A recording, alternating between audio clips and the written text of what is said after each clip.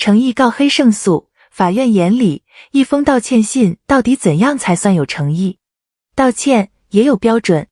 你没听错，我们从小被教育说知错能改善莫大焉，好像只要嘴上说一句我错了，这事儿就翻篇了。可到了法律层面，事情没那么简单，一句道歉到底算不算数，是有讲究的，甚至是有标准的。今天这期，咱们就借最近上了热搜的诚意名誉权案，好好聊一聊这个平时没人细讲，可一旦摊上事儿，你就特别想知道的问题。我先把话说在前头哈，这期是普法科普，不是审判谁。案子里的被告，我一律匿名处理，不点名，不放昵称，不放账号，咱们只讲法律怎么看，只引用法院怎么判，不去揣测任何个人的动机。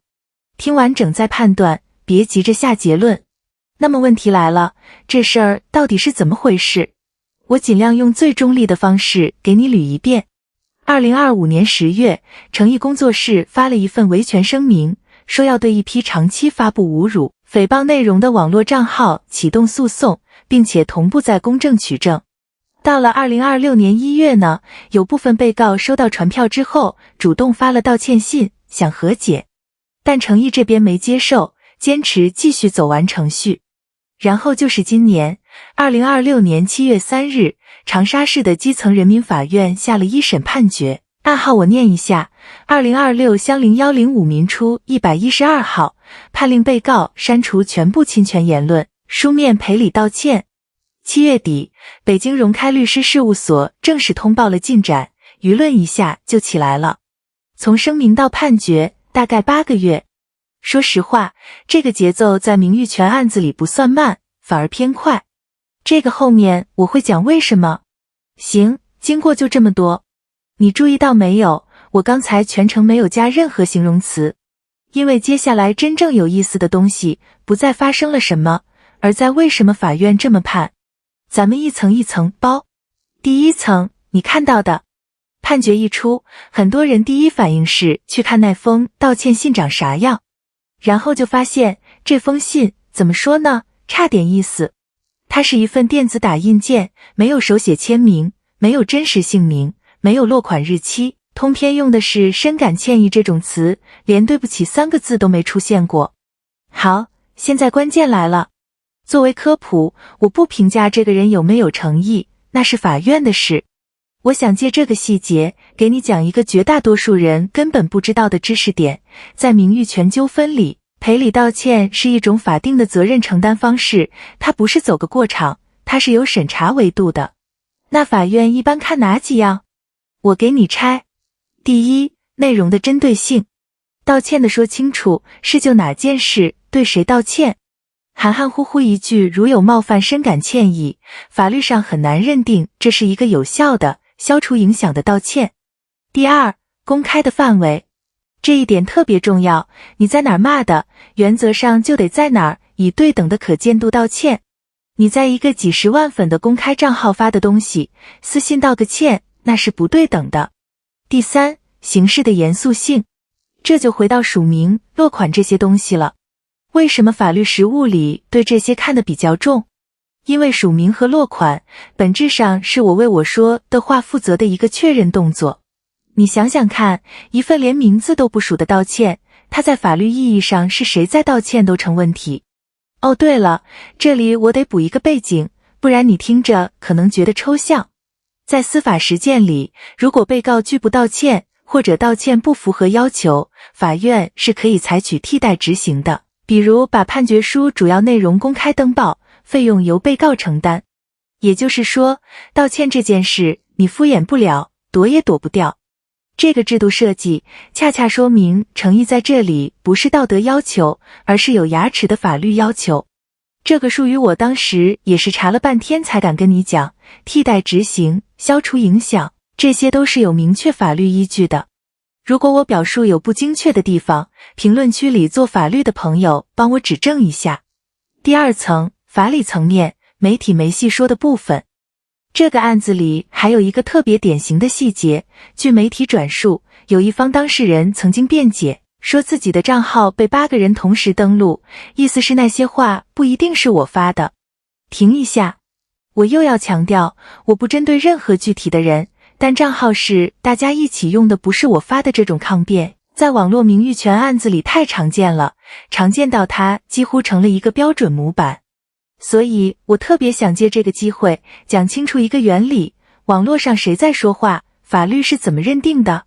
关键词叫 UID。UID 是什么？就是平台给每个账号分配的一个唯一识别号。它跟昵称不一样，昵称你随时能改， UID 基本是绑死的，唯一的。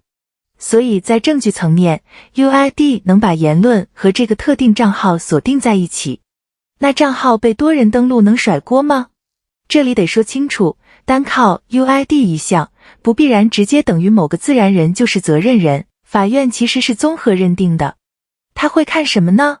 会看这个账号的实名注册信息、绑定的手机号、常用登录设备和 IP、登录时间和发帖时间对不对得上，以及账号长期的使用习惯。这一整套东西拼起来，通常就能指向一个稳定的、真实的使用者。所以你光说一句好多人用我号，拿不出任何反证，这个抗辩在法庭上是很难成立的。翻译成人话就是，互联网不是没有身份的。你以为躲在昵称后面就查不到，其实从注册那一刻起，你就是可被识别的。这也是为什么我一直觉得这个案子的科普价值比它的八卦价值大得多。这部分我不是100%确定每个案子的认定尺度都完全一样，不同法院、不同证据情况会有差别，凭我看到的公开信息和通行法理跟你讲个大概，别当成个案的绝对标准哈。第三层，我觉得最有意思的一层，咱们把镜头拉远一点，不看这一个账号，看成一整个维权的打法，你会发现一个挺清晰的结构：起诉，拿到赔偿，把赔偿款捐出去做公益。这个不是我瞎猜的，是有工作室公开声明背书的事实。早在2022年3月，诚毅工作室就发文说，把告黑所获的赔偿款全数捐给了中国法律援助基金会，后来也有类似的操作，捐给法律援助和相关的司法公益基金。也就是说，这不是一次性的，是形成习惯的一套闭环。你别小看这个闭环，它其实悄悄改变了明星维权这件事的叙事。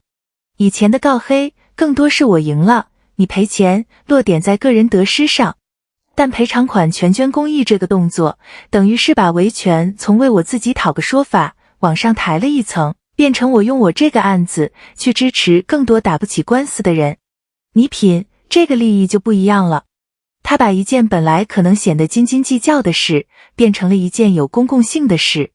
说到这个，我突然想到，这种维权公益的模式，这2年其实不止诚毅一个人在做，越来越多艺人和企业在往这个方向走。从行业观察的角度，我觉得这是个好信号，它说明大家慢慢意识到，对付网络造谣，最有效的不是对骂，是把它变成一个可复制、有正向外部性的标准动作。第4层，那这一切对你我这种普通人意味着什么？2句话。对发言的人，网络真的不是法外之地，这句话被说烂了，但这个案子给他填上了具体的血肉。 UID 能定位你，道歉不能敷衍，赔偿躲不掉。管住手，比事后补救省事10000倍。对被侵权的人，如果哪天你自己遇到网暴、造谣，这个案子其实给了一条挺清楚的路径：第一时间截图、录屏，做时间戳公证，保存好证据，然后通过平台投诉或者委托律师走法律程序。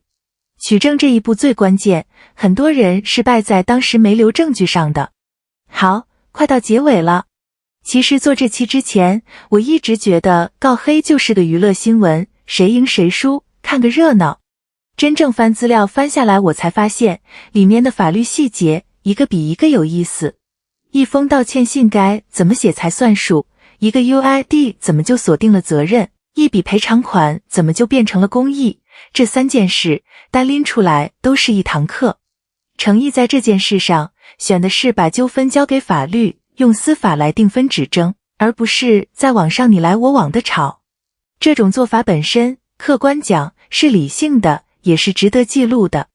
最后我自己想说一句话，在互联网上，你说的每一句话可能都比你以为的更算数。今天这期就到这儿。如果你身边也有人觉得网上随便说说没事儿，把这期转给他看看。咱们评论区见。